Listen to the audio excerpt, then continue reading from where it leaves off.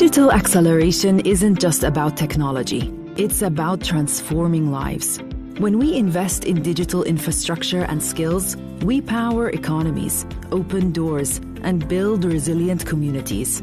It's how countries leapfrog outdated systems, choosing greener, smarter, and more inclusive paths forward. That's why the OPEC Fund champions digital transformation, blending innovation with real human impact. In Chad, we're expanding access to higher education and healthcare, with more students, better trained professionals, and stronger services like clean water. In Morocco, we're driving financial and digital inclusion, empowering entrepreneurs, MSMEs, women, and youth. In Tajikistan, we're modernizing schools and bridging the digital divide to bring quality education within everyone's reach. Because when we invest in digital infrastructure and people, we unlock potential, foster inclusion, and shape a future that works for all.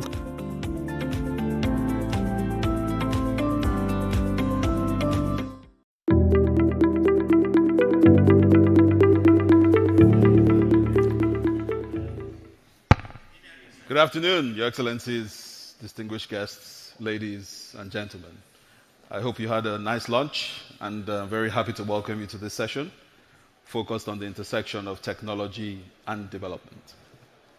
I think we all agree that digital transformation is changing the way we think about the future of healthcare, the future of education, even the future of work. But I wanted us to take a minute and reflect on one number, 2.6 billion. That's the number of people without meaningful access to the internet today, globally. So it's clear that if our actions are to be truly transformative, they must be strategic, they must be inclusive, and they must be sustainable. To open this session and provide us very important context, I'm delighted to have a special guest here with us today, the Vice President and the Minister of Finance of the Republic of Botswana, to provide us his very important perspective and also share with us some stories from Botswana's digital transformation journey. Ladies and gentlemen, please join me in welcoming to the stage His Excellency Ndaba Kalate.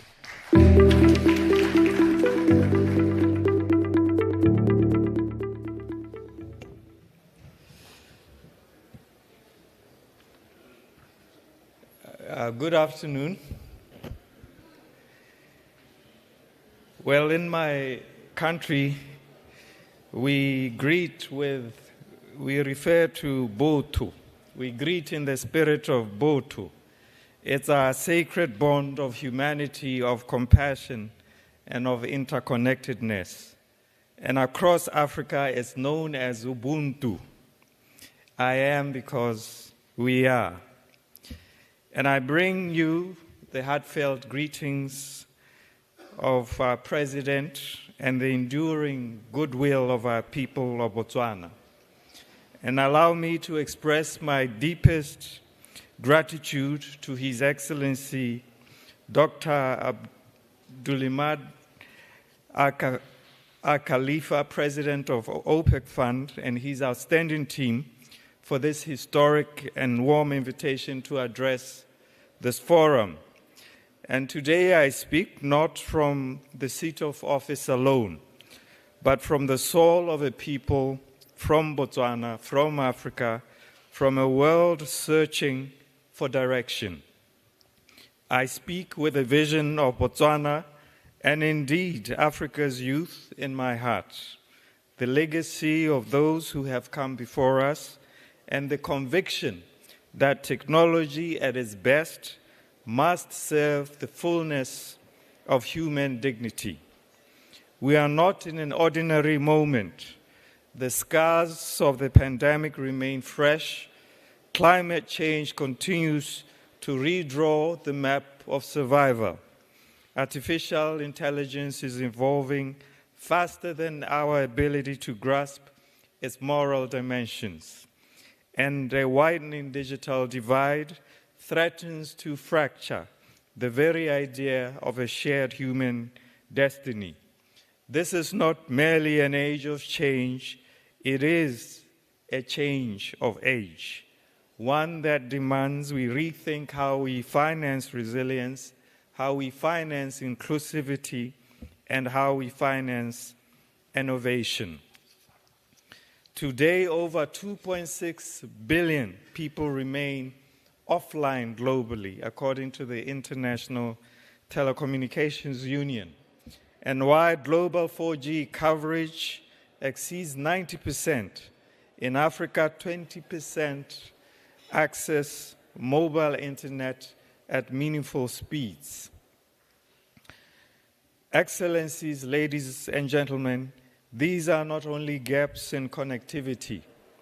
They represent missed opportunities in education, entrepreneurship, innovation, and voice. The World Economic Forum tells us that nearly half, 44% of core workforce skills will be impacted by 2027. Meanwhile, the World Bank estimates that only 1 in 10 children in sub-Saharan Africa can read a simple story by the age of 10. These are sobering reminders that we must act with urgency and foresight. If we do not act now, AI and automation will not level the playing field. They will tilt it irreversibly. Botswana today stands at a critical crossroads in its development journey. For decades, our mineral wealth, especially diamonds, has been the backbone of our economy. It gave us stability, it gave us institutions, it gave us progress. But we are now clear-eyed about the future. The diamond-led growth model has done its part, but it will not carry us to our vision of becoming a high-income economy. That is why we are in active pursuit of a new economic model, one that is productive, inclusive, technology-driven, and globally competitive. In Botswana, we launched Smart Bots, our national strategy to accelerate digital transformation across government, the economy, and society. Today, over 1.66 million Botswana citizens, more than 70% of just over 2.4 million are connected to broadband. Our free public Wi-Fi network reaches more than 470,000 unique users every week. We reduced the cost of government connectivity from $21 to $1.15, freeing resources for clinics, classrooms, and startups. We have connected 1,138 public facilities across 144 villages. Phase 2 of this connectivity project will bring services to another 200 villages, raising population coverage to 80% by 2026. This is not infrastructure. This is transformation. These investments have enabled a new generation of micro-enterprises, gig workers, and youth-led innovators, especially in fintech and agri-tech, showcasing Botswana's digital spirit. But we are not alone. Across Africa, nations are rising with similar conviction. In Kenya, startups like Basico are deploying electric buses and training drivers, reducing emissions and creating green jobs. In Rwanda, Ampersand's electric motorbike taxis are giving youth dignified livelihoods while powering cleaner cities. In Malawi and Zambia, solar-powered irrigation and mobile-based weather tools are transforming the lives of smallholder farmers. These are not projects, they are a movement. We too in Botswana are not standing still. We are brewing partnerships to rapidly upskill youth in AI, in data science, and in digital entrepreneurship. Plans are underway to introduce AI capacity building programs within the civil service because a digital nation requires a digital government. Good governance must be data-driven. It must be accountable and place citizens first. We are also working to digitalize the health sector, beginning with an AI-powered health intelligence to forecast outbreaks, to coordinate clinics and strengthen frontline care. These efforts will empower our people, improve resilience, and unlock future industries. We are placing technical and vocational education and training, TVET, at the heart of our economy, not just for employment, but for real agency. From gig workers to rural entrepreneurs, Botswana citizens are learning to use technology not as support, but as a compass. And yet, we are under no illusion that this is only the beginning. Our commitment to scale further, to reach deeper, and ensure that no village, no learner, and no entrepreneur is left behind in Botswana's digital journey. Excellencies, ladies and gentlemen, indeed, Africa faces a demographic turning point.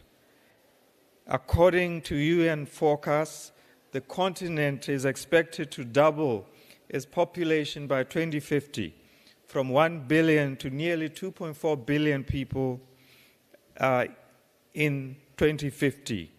And most importantly, half of that population will be less than 25 years old.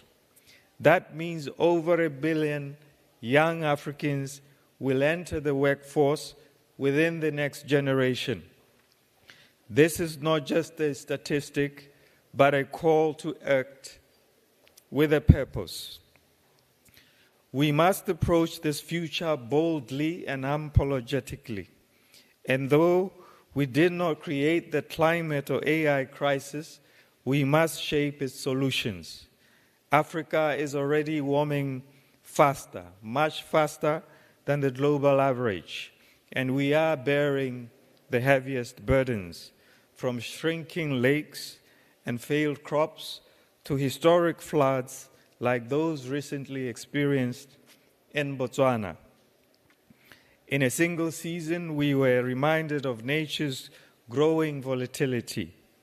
Botswana experienced one of the most devastating floods in its recent history this year, displacing communities and destroying infrastructure. Climate justice must mean African inclusion, not as an afterthought, but as co-author of innovation, from early warning systems to e-agriculture and climate-smart agriculture infrastructure. Meanwhile, AI is being developed without us, trained on data that excludes our languages and cultures. It risks erasing us digitally. We must ensure that AI is built on indigenous African data, because representation in data is representation in the future. AI must not widen inequality. It must serve as a bridge to inclusion. Without it, our development will be misaligned with the algorithms shaping global finance, education, and opportunity. And as we scale our digital ambitions, we recognize the importance not only of connecting people, but of where and how digital infrastructure is hosted. Botswana receives over 3,200 hours of sunshine annually, and with its high radiance levels and vast available land, we have enormous solar energy potential. We are ready to become Africa's trusted host for carbon-neutral, scalable data centers. Xelam Analytics reports that Africa accounts for just 1% of global data center capacity, despite comprising 17% of the global population. Botswana is ready to help shift the balance responsibly and inclusively. I am particularly encouraged by the presence of the CEO of Data Vault in this panel, whose leadership and core infrastructure offers exactly the kind of bold partnership Africa needs to house its digital future on the African soil. And beyond Data Vault, Africa welcomes startups, it welcomes cloud service providers, it welcomes fintech accelerators, it welcomes regional tech hubs to join us in the next chapter of digital inclusion and innovation. Botswana is open for partnership. We are stable, we are prepared, and we are bold in our ambition. And as I look across the distinguished gathering, ministers of finance, leaders of development banks, captains of innovation and global finance, I see not just delegates, but potential partners in a shared journey. We are eager to align with many of the institutions here today to co-finance digital and green infrastructure that can uplift entire communities and entire nations, to build green data centers that will serve not only Botswana, but all of Africa. I implore you to join hands with the new government in Botswana. We call it the new Botswana, to co-create scalable models in climate-smart agriculture, connectivity, and cross-border digital finance. The future demands blended capital, shared expertise, and courageous trust in new frontiers. Botswana offers low risk, high integrity investment climate with measurable impact. We must not just prepare our people for the future. We must prepare the future for our people. We also extend a call to the private sector, the IFSCs, the Export-Import Banks, and sovereign funds in this room. Let us de-risk private capital together to scale inclusive digital infrastructure where it matters most. Botswana's innovation hubs and blended finance instruments are open to the world's most forward-thinking investors.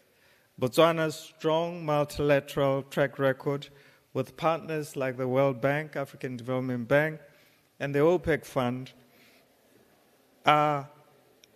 underscore our ability to deliver on complex, high-impact partnerships with discipline and with integrity.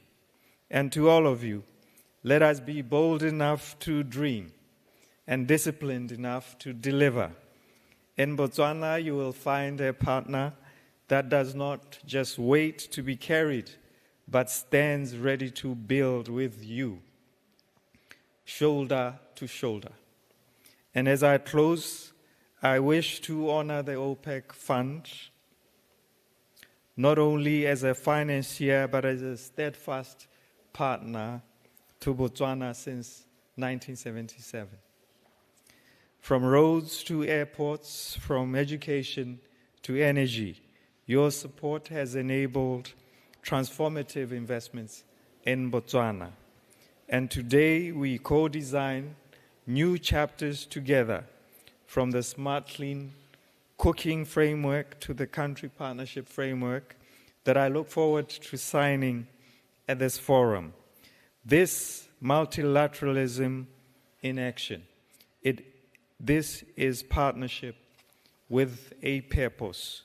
So, Your Excellencies, ladies and gentlemen, Africa is not arriving late to the digital revolution. We are arriving with a vision. We are contributing models rooted in culture, in community, in conscience, models that draw from our realities while enriching global efforts with grounded, inclusive innovations. There is a saying, I quote, "To know the stars, child, you must first look up." Close quotes. This is our moment to look up.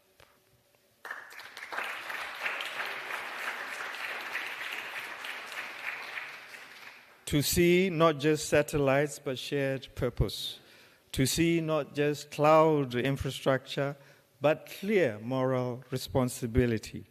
To see not just what is possible, but what is urgent and what is just.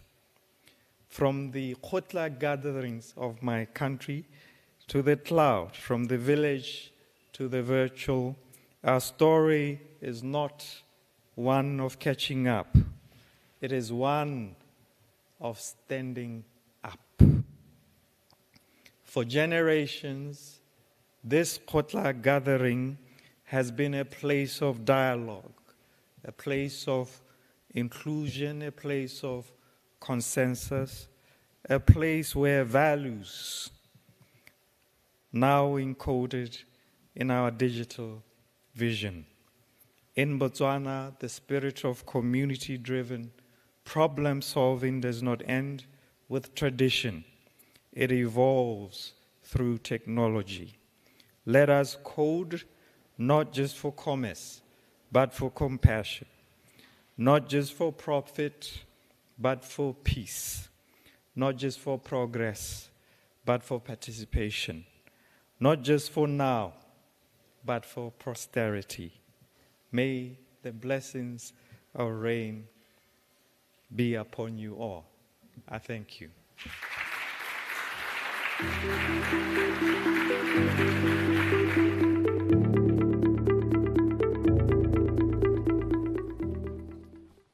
Thank you. Thank you, Your Excellency, for those inspiring remarks. Now, I think we move on to the main panel discussion itself, and I'm delighted to welcome our distinguished panelists, starting with His Excellency Neil Richkenberg, who is the Minister of Finance of Eswatini. Please, Your Excellency.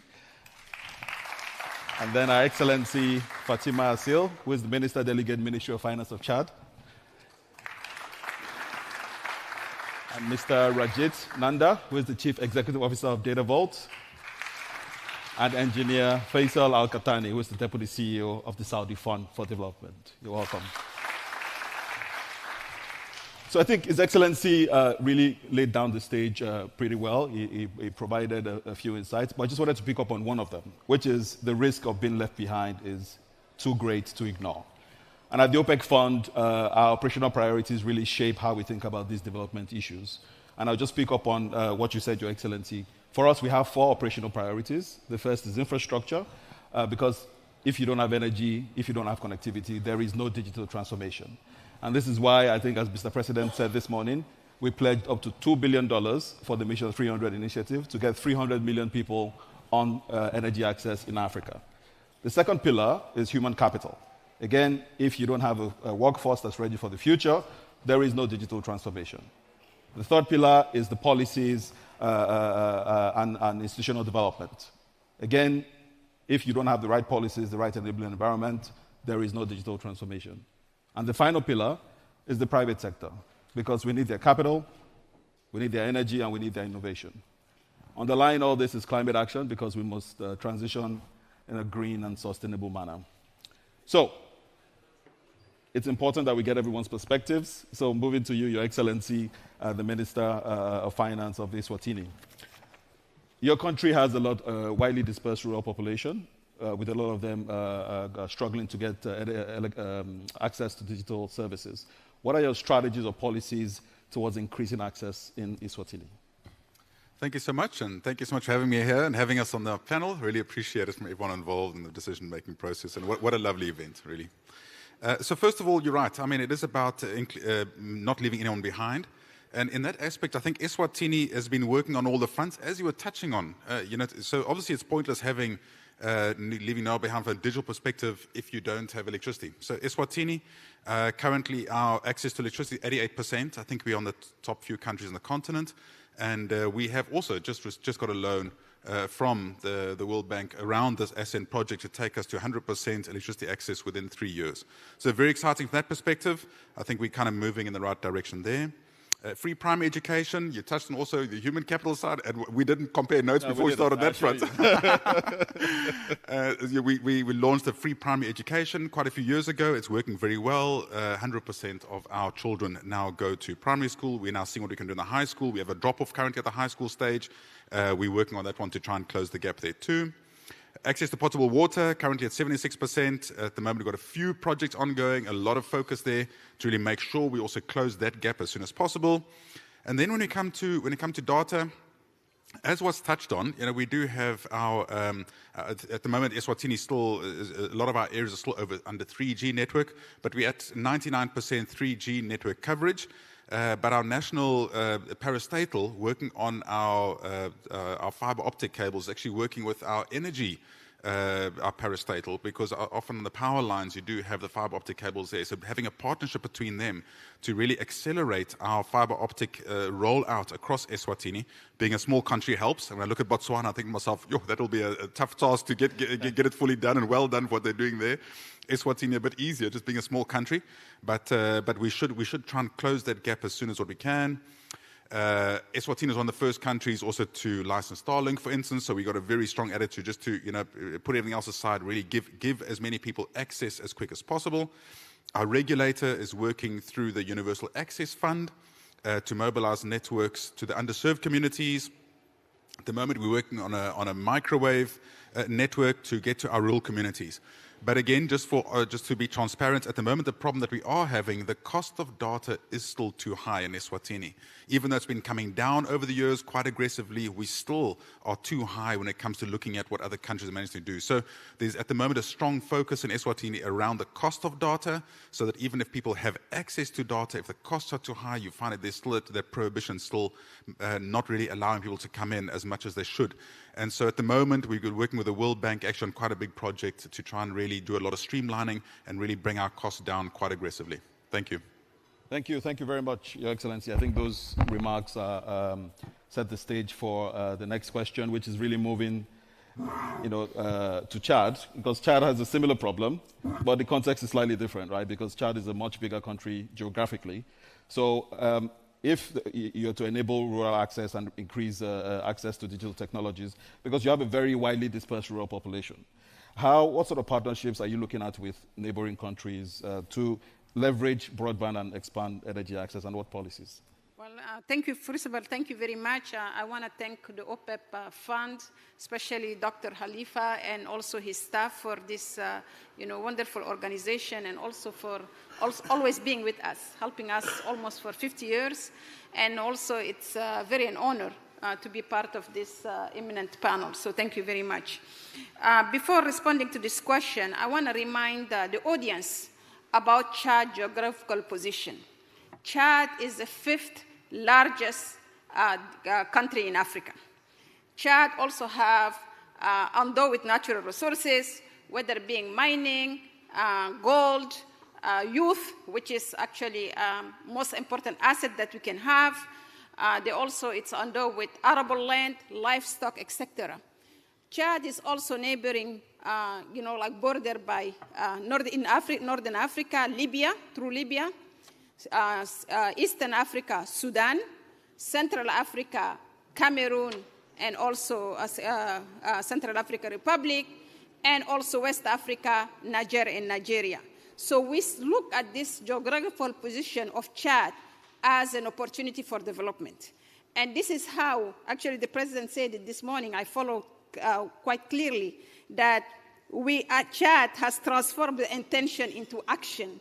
And that's how we actually develop our National Development Plan, which is called Chad Connection 2030. So from 2025 to 2030. So this National Development Plan have 4 pillars or domain of intervention, One is foundational infrastructure. The second one is social policies, business environment, and the last one is actually economic and industrial development. Under the funding infrastructure, we have energy. We also have we have energy. We have transport, road connectivity, etc. So, for example, we're trying to connect Chad within itself because it's a vast territory, and also with the neighboring countries. For example, we have a project. What we're trying to do is actually try to improve the navigation of the Lake Chad and actually creating a business environment and trading with Nigeria, which is also a biggest partner. And this is also important because when we develop roads and navigation with the Lake Chad, we have connectivity. It's also going to decrease the instability that we have with Boko Haram toward the Nigeria border and so forth. So this is actually something that is very important to us. On the social aspect policies, we have schools, of course, education, and we have also the health sector. And this is also very important to have the proper training so that people are equipped with the know-how to transform our raw material and also to be, up to date on the digital technology that is going on. With health, of course, mobile clinics and so forth are very important. The business environment, climate justice is something that is very important, and fiscal policies. What do we do to ensure that we attract businesses, the type of fiscal policy that we need to have so that, we are kind of ready for investment in Chad. So that's important. And the other one is actually basically the economic and industrial development. Here we're talking about agriculture, livestock, mining, tourism, trade and industry, etc. Now, for example, for the energy sector, we're trying to modernize energy sector, increase electricity through the MC300 initiative. We're part of it. We have with the IFC about 3 megawatt solar power to boost energy. On the digital economy, we aim quality internet for all by 2030. Now, about the role of the private sector. The role of the private sector is strongly recognized on the National Development Plan. 46% of the projects are actually ready for, private sector investment and also through public-private partnership. So many reforms have been introduced. As I said, the climate justice is important to have a justice that actually everybody believes on, everybody is comfortable with. The tax, the social, labor law, residency, cognition, and so forth, so that we're ready for investment. For example, we also have tax credit for research and development, tax exemption for innovation startup, facilitation of importation of digital equipment, protection of industry. So when we have the investor to come, so that we need to protect the industry, we also signed the Continental Free Trade Area, as you know, so that it's important to protect certain industries. That's provided for with the Continental Free Trade Area. Creation of Court of Auditors, so that's also important, and digitalization of tax administration. So basically we have the e-tax so that people are aware of what's going on. Thank you very much. Let me stop here for now. Thank you so much, Your Excellency. Thank you for that comprehensive overview. That was very comprehensive. And I'll just, borrow two words that you mentioned, private sector and climate action. Because we have Mr. Nanda here on the panel, who is the CEO of DataVault. DataVault is one of the largest data center operators and builders in the world. And maybe just bringing this question to the climate or the green conversation, because data centers are notoriously energy intensive. From your perspective, how is DataVault approaching green design and energy efficiency? Because we need to ensure that while we're building digital infrastructure, we don't strain the climate agenda. So it would be great to hear your thoughts on that. Thank you very much. First of all, extremely honored and privileged to be here, and heartfelt thanks to Dr. Abdul Hamid for having DataVault out here. OPEC Fund has been a great partner of the group. We have started a journey in 2017 with Jordan, and since then it has grown from strength to strength, and they have come and participated in a big way in the entire conversion of the Uzbekistan grid from being a fossil fuel driven grid to a vision of being 54% renewable driven grid. So thank you for the great support, the great participation that we have seen towards the climate resiliency agenda out there. Having said that, just to respond on your question, let me, for the benefit of the audience here and my fellow colleagues on the panel, set a little bit, a couple of macro agendas that will then allow me to respond to your question on the greening of the data center industry. The first macro concept that I would like to put on the table here is what I call the phenomena of the digital divide between the global north and the global south. And let me substantiate that with a couple of important raw data points. We have a world today with a population of 8.2 billion people. The global north is 1.9 billion people. The global south is the rest of it, which is 6.3 billion people. So just in terms of a raw split, we are talking about 80% of the population is in the global south and only 20% of the population is in the global north. Connect this data point to the next important data point, which is the per capita income in the global north and in the global south. We are talking about a per capita income in the global north of $40,000 and a per capita in the global south of close to $8,000. Look at this digital divide. 20% of the people are 5x the per capita income of 80% of the world. Okay, park this aside. Let's look at the second important macro phenomena in the world today. And it's very important to understand these global themes because that sets the whole agenda for how we want to take the digital revolution forward. We have a world that we lived over the last 3 decades where at the essentials and fundamentals of how the evolution was taking place was across the 3 buckets of what I call energy, infrastructure, and tech. Now, each of these were the driving themes of how we as a world evolved in the last 2 decades particularly. But each of them were addressed by the world as independent buckets. So energy was addressed in the whole world in terms of the demand and supply, the regulatory requirements, the capital requirements, the technology innovations as a standalone bucket. Same for infrastructure and the same for tech. Okay. Now each of them have done reasonably well.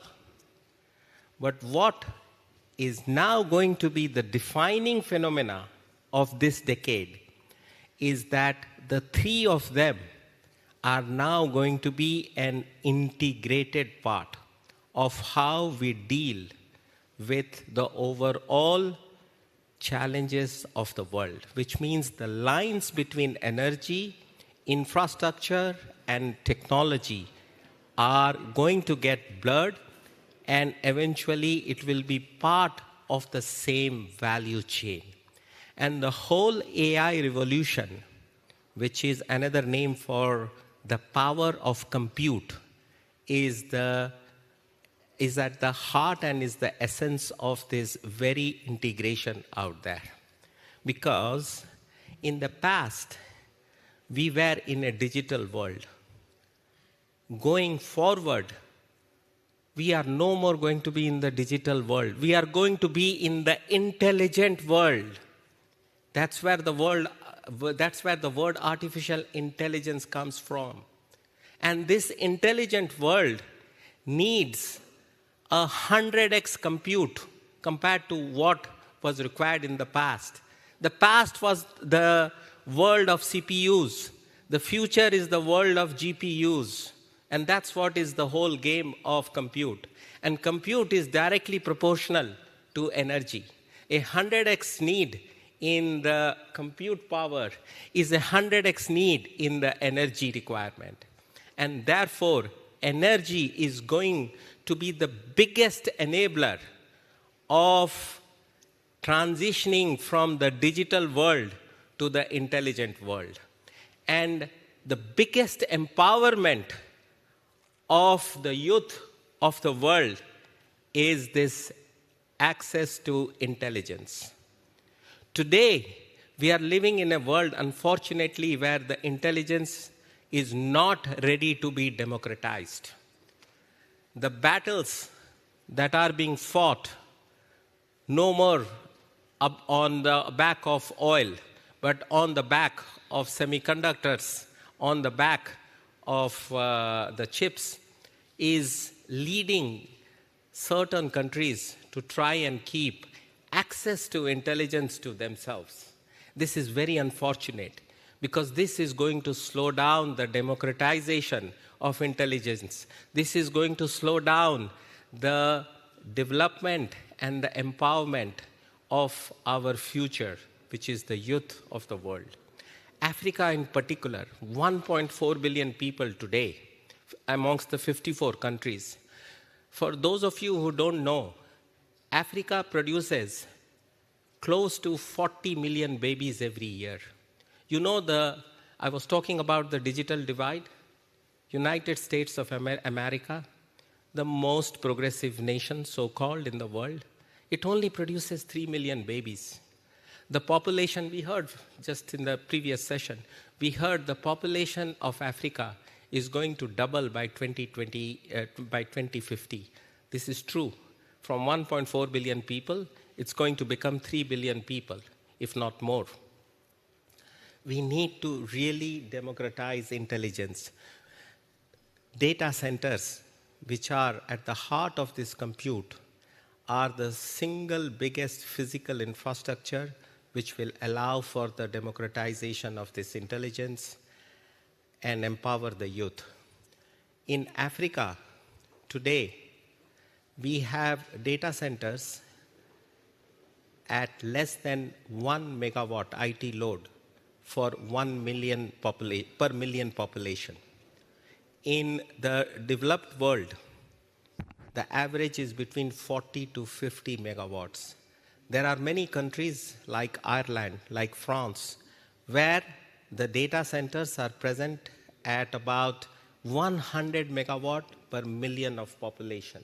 The need is 100x of what it is right now. And if we do not wake up to the call of creating this digital infrastructure, we are going to deprive this youth from getting the empowerment that they need. We at DataVolt are building data centers which are 24/7 green. This year, we are committing $5 billion. We are building $5 billion at the Kingdom in the futuristic city of Neom, which all of you would have heard about. The first phase of a 1.5 gigawatt AI factory. It's a data center which is 100% dedicated for artificial intelligence. The first phase is 300 megawatt. That's $5 billion. And the advantage of having that data center in Neom is the fact that Saudi Arabia, the Kingdom of Saudi Arabia, has invested heavily under Vision 2030 in terms of the connectivity.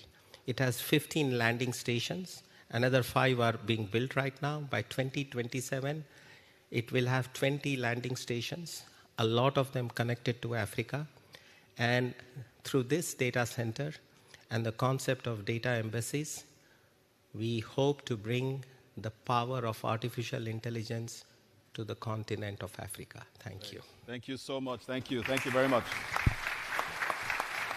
There's so much to unpack from what you've said. I don't even know where to start. But I think the key message, and we've heard that from our previous panelists as well, is the need for investment in infrastructure.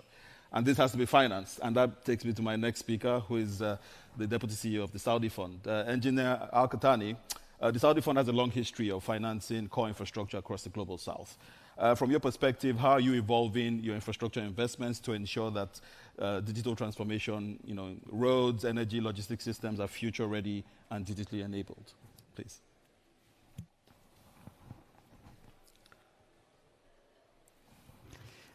Thank you for having me for such an important subject. One of the disadvantages that I come after the private sector, that he went into too much details that we are not so familiar with. But in any case, I will touch upon our previous examples and experiences within the development arena. In order for any digital development to be utilized, you need a proper telecommunication infrastructure. Yes. And one of which is fiber optic cables, data centers, cellular data, and the majority of those are delivered through the private sector. We are trying to enable the private sector in order to do their jobs. I know that OPEC fund has the private sector window where they provide all the facilities for such projects to be done on ground for developing countries. If we rely only on public sector, we will go nowhere. But in our case, as you touched upon, the importance of energy, roads, transportation. If you would like me to give you an example of the projects that we financed in Morocco, the Fast Train project, which relies mainly on digital controlling. And it's a successful example that is running right now from Casablanca to the northern of the Kingdom of Morocco. Also in the Kingdom of Jordan, we've financed the cabling of 1,300 kilometers of fiber optic cables that links around 600 points within Jordan. There is a remarkable project that we did also in the Kingdom of Bahrain, where we linked the mainland with Ahwar Island with a submarine cable. The primary project was an electricity submarine cable, and that was combined with a submarine cable that for a length of around 25 kilometers. And we expect that linkage to improve and develop the island in order to accommodate for the tourism industry in the kingdom. Also, one of the projects that is considered to be a successful one is in Maldives, where we are co-financed with the Arab Coordination Group the development and expansion of Vilana International Airport. And during the implementation, we went through a prudent due diligence to find the ways to improve the luggage handling systems. And we improved that. It had a little bit of cost impact, but since we believe that the system is crucial to facilitate the journey of the travelers, we approved that additional cost, and it's almost completed, and it's going to open the new terminal sometime soon. Thank you. Thank you. Thank you. No, thank you very much. I think you closed out the loop very well from the financing side with tangible examples of impactful projects. I'm looking at the time. We have 8 more minutes. So I'm going to use my executive authority to convert this into a fire round session.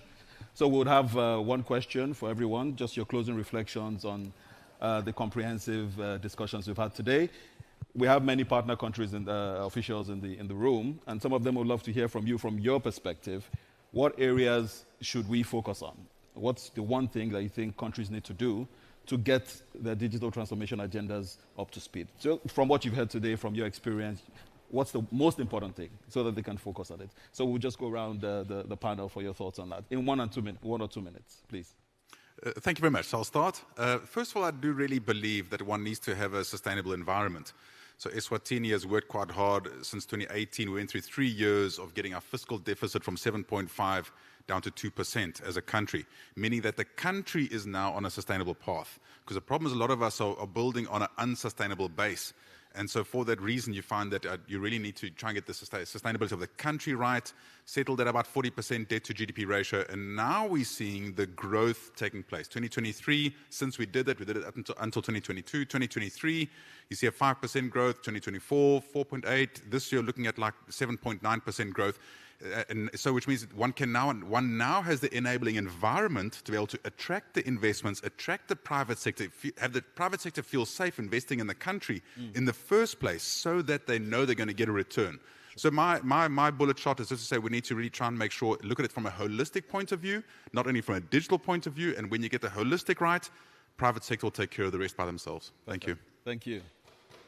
Your Excellency, Sir. Well, thank you very much. Maybe before his intervention, my response will be a different one.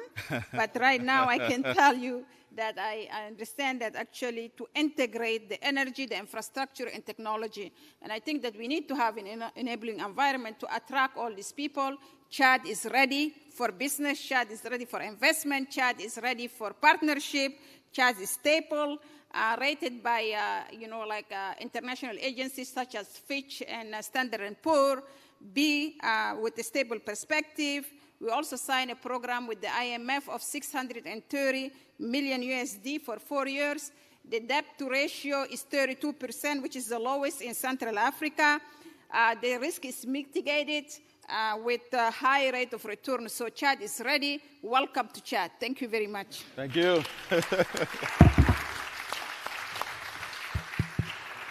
Mr. Nanda, please. Yeah. From my side, what I would say is that the stage is set in the Kingdom of Saudi to partner with the whole of Africa at this point of time. We are building a very cost competitive at scale using the energy resources which are the cheapest in the world.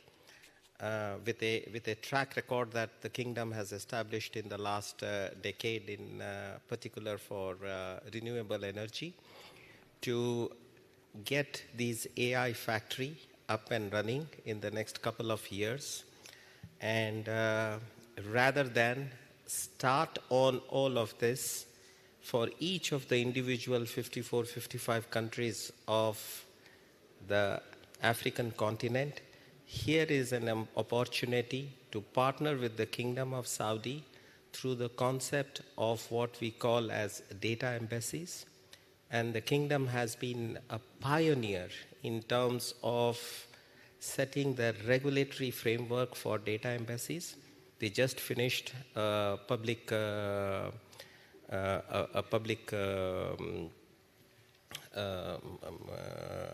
opportunity to comment on the draft data embassy bill, and they are working on it right now after having received the comments from the private sector and of course multiple governments to try and enact that law. Under the data embassy, the country's data can be put in the kingdom but with full jurisdictional, legal and investment protection, just like the embassies of the countries work in different jurisdictions. Excellent, thank you. Take advantage of that. It's coming in a few months, and fast forward your acceleration and empower your youth to move into this intelligent world. Thank you. Perfect. Thank you so much. And we'll close with Engineer Al-Katani for your reflections, please. Yeah, to just build on what he just mentioned about the Kingdom of Saudi Arabia, which is ranked at number 1 in the government services in 2024 and 2023, moving from number 4 in 2020. We are at the Saudi Fund for Development trying to export that knowledge to benefit our partner countries.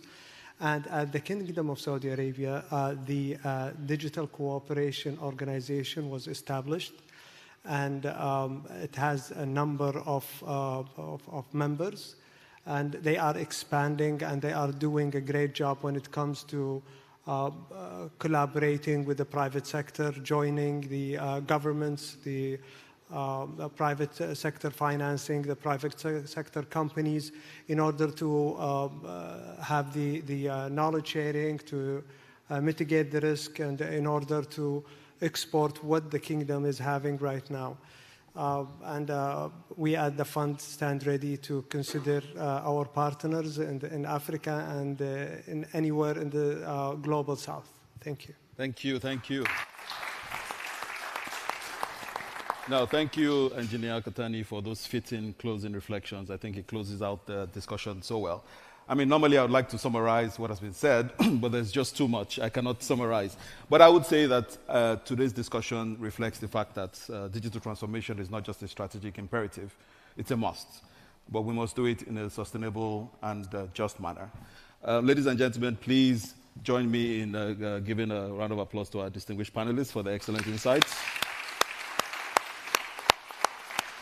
And also thank you to the audience for your engagement. I've really enjoyed the session. Thank you very much. We'll close at this stage. And I just wanted to mention that there is a closing session in the next room. Thank you very much and all the best. Thank you. Thank you.